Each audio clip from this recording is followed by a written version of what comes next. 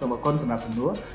ដើម្បីតាក់ទាញភ្ញៀវទេសចរពីពិភពលោកនិងបង្កើនការកក់បន្ទប់ឲ្យបានច្រើនជាងមុនទី1គាត់ត្រូវចុះឈ្មោះគាត់ត្រូវមាន online travel agency ហើយនិង website អញ្ចឹងទី1គាត់ចុះបញ្ជីទៅលើ booking.com Expedia ឬក៏ Agoda ហើយទី2គាត់អាចមានទៅលើ website ផ្ទាល់ខ្លួនដែលគាត់អាច update ទៅលើព័ត៌មានមួយចំនួនទាក់ទងរូបភាពទាក់ទងជាមួយនឹងតម្លៃបាទទាក់ទងជាមួយព័ត៌មានមួយចំនួននៅក្នុង website ហើយមួយទៀតគាត់ត្រូវមាន social media បាទដើម្បីផ្សព្វផ្សាយអញ្ចឹងទី1គាត់អាចមានជា Facebook page ជា Instagram ឬក៏ TikTok ហើយបន្តមកទៀតគាត់អាចបង្ហាញទាក់ទងជាមួយនឹងវីដេអូខ្លីៗទាក់ទងជាមួយនឹងទេសភាពឬក៏សេវាកម្មនៃសណ្ឋាគារឬក៏ resort គាត់បានហើយមួយទៀតគឺយើងមានតាក់ទងជាមួយនឹងការគ្រប់គ្រងទៅលើតម្លៃបាទតម្លៃមានន័យថា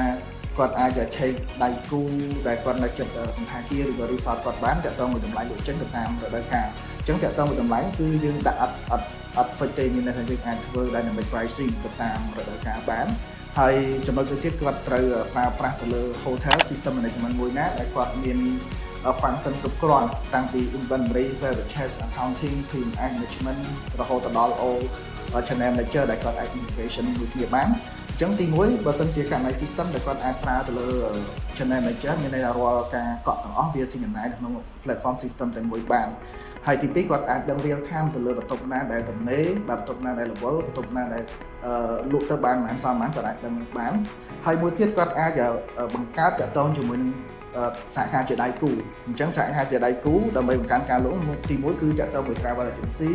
បាទទី2តាក់ទងជាមួយនឹង airline បាទទី3គឺតាក់ទងជាមួយនឹងទៅលើ tour operator ដែលគាត់អាចទៅសហការជាមួយនឹងក្រុមហ៊ុនដៃគូដែលគាត់ជា sales agent មួយដើម្បីជំរុញទៅលើការលក់នៅតាម resort ហើយនិងសណ្ឋាគាររបស់ពួកយើងបានគ្នាបាទ